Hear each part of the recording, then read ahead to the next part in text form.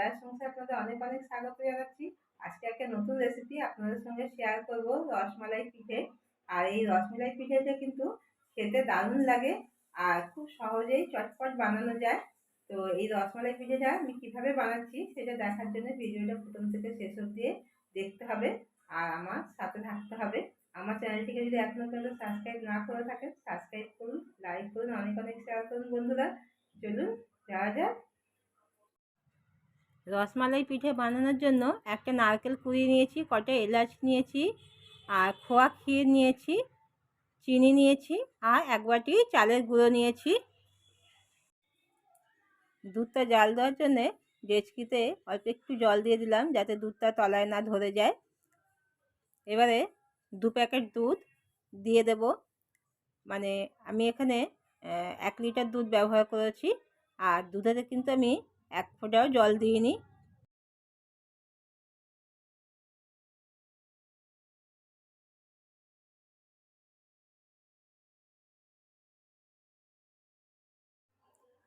দুধটা যতক্ষণ এখানে জাল হচ্ছে ততক্ষণ আমি নারকেলটা ছাই মেরে নেব, যার জন্য কড়াতে আমি নারকেলটা দিয়ে দিলাম।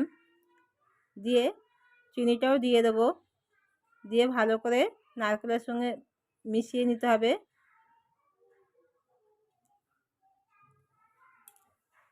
মিষ্টিটা আপনারা যে যেমন পছন্দ করেন বন্ধুরা, সেই হিসাবে আপনারা চিনি ব্যবহার করবেন। আর এই সময় কিন্তু গ্যাসটা একদম কম করে নারকেলটাকে ছাই মারতে হবে। খোয়া ক্ষীরটা দিয়ে দিলাম।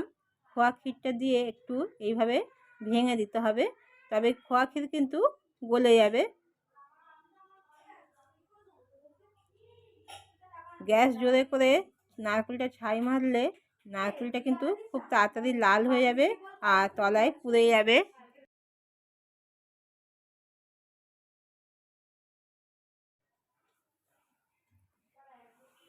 এলাচের দানাগুলো দিয়ে দিলাম, দিয়ে ভালো করে মিশিয়ে নেব।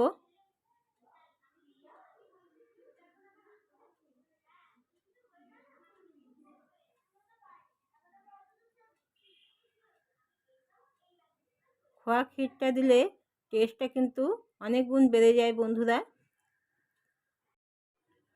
তবে যদি হাতের ধারে খোয়া ক্ষীর আপনারা না পান বা না থাকে, তাতে করে কিন্তু কোনো অসুবিধা নেই, শুধু নারকেল দিয়েও কিন্তু খেতে ভালো লাগে। নারকেলের ছাই মারা হয়ে গেছে, আমি বাটিতে ঢেলে নিয়েছি। কড়াতে অল্প করে জল দিয়ে দিলাম চালের গুঁড়োটা মাখার জন্য। জলটা একটু গরম করে নিতে হবে, উষ্ণ গরম করে নিলেই হবে। আর আন্দাজ মতন একটু জলের মধ্যে নুন দিয়ে দিলাম। চালের গুঁড়োটা একটা বড় জায়গায় আমি ঢেলে নিলাম। এবারে অল্প অল্প করে জল দিয়ে চালের গুঁড়োটা মেখে নিতে হবে।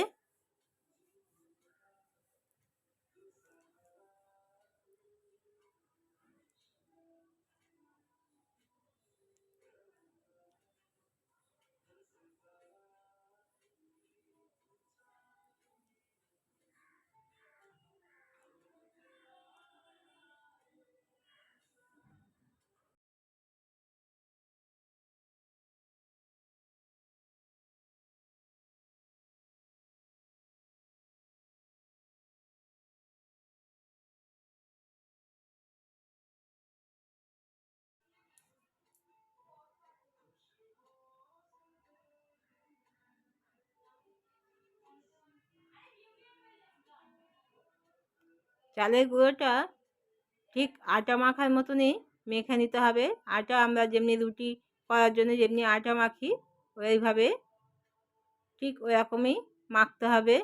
খুব বেশি শক্ত মাখলেও হবে না, আবার খুব বেশি নরম হয়ে গেলেও কিন্তু অসুবিধা হবে। এই পিঠেটা বানানো কিন্তু খুবই সহজ বন্ধুরা। আপনারা কিন্তু খুব সহজেই এই পিঠেটা বানিয়ে নিতে পারবেন বাড়িতে। আর খেতেও কিন্তু দারুণ টেস্ট হয় আর দারুণ লাগে খেতে। আপনারা বাড়িতে অবশ্যই একবার ট্রাই করবেন, আশা করছি আপনাদের কিন্তু খুব ভালো লাগবে। দেখুন চালের গুঁড়োটা কিন্তু আমার মাখা হয়ে গেছে। দেখুন এরকম একটু নরম করে মাখতে হবে। লেচিগুলো আমি করে নিচ্ছি। দেখুন লেচিগুলো এরকম সাইজ করে কেটে নিতে হবে।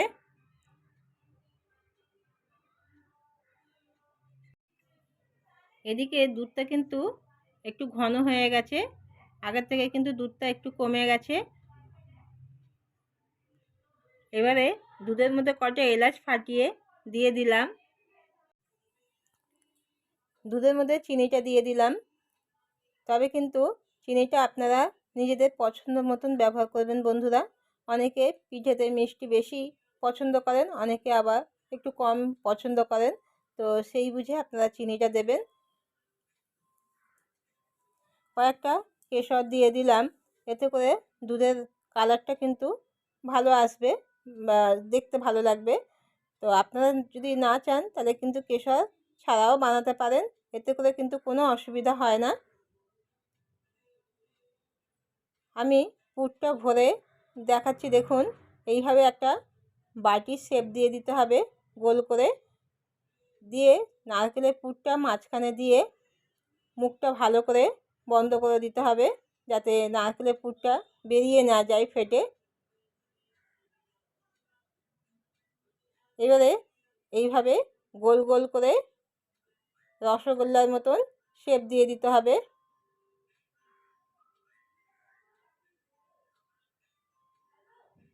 একটা বানানো হয়ে গেল। দেখুন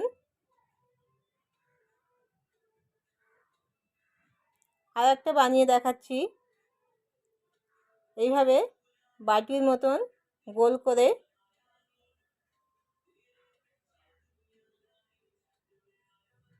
মাঝখানে নারকেলের পুরটা দিয়ে মুখটা ভালো করে বন্ধ করে দিতে হবে। এইভাবে সবগুলো রেডি করে নিতে হবে আগে।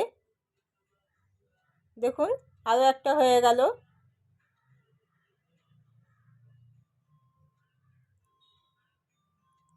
এইভাবে সবগুলোই আমি বানিয়ে নিয়েছি।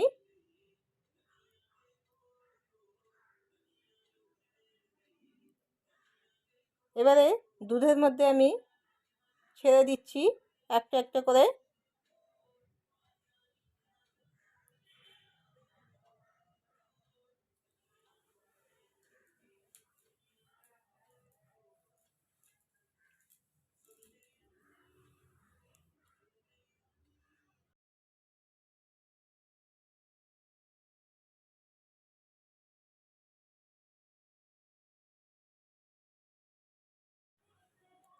সব পিঠেগুলোই ছেড়ে দিয়েছি বন্ধুরা। আর এই সময় কিন্তু গ্যাসটা একটু জোরে করে ফুটাতে হবে, যাতে করে পিঠেগুলো খুব সুন্দরভাবে সিদ্ধ হয়। আর সঙ্গে সঙ্গে কিন্তু নাড়া যাবে না। সঙ্গে সঙ্গে যদি আপনারা নাড়তে যান তাহলে কিন্তু ভেঙে যাওয়ার ভয় থাকে। অতএব একটু হতে দেবেন, তারপরে এইভাবে একটু নিচে থেকে হালকা করে নেড়ে দেবেন।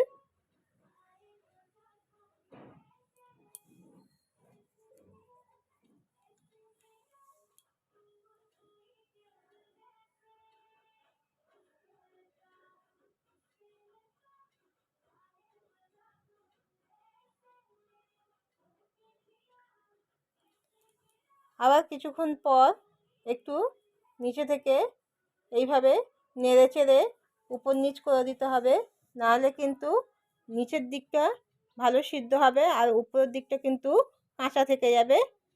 সেই জন্য এইভাবে একটু মাঝে মধ্যে নেড়ে উপর নিচ করে দিতে হবে।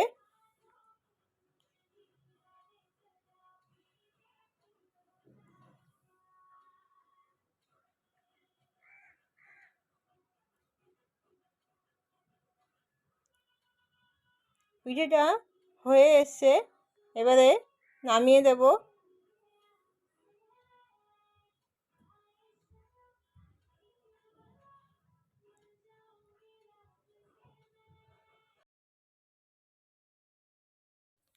দেখুন পিঠেটা নামিয়ে নিয়েছি, দেখতে কত সুন্দর লাগছে আর খেতে কিন্তু দারুণ টেস্ট হয় বন্ধুরা।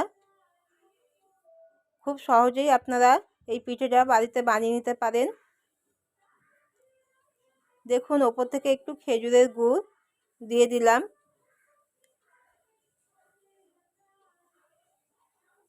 একটা পিঠে আমি একটু কেটে দেখাচ্ছি, দেখুন কত সুন্দর লাগছে ভিতরটা।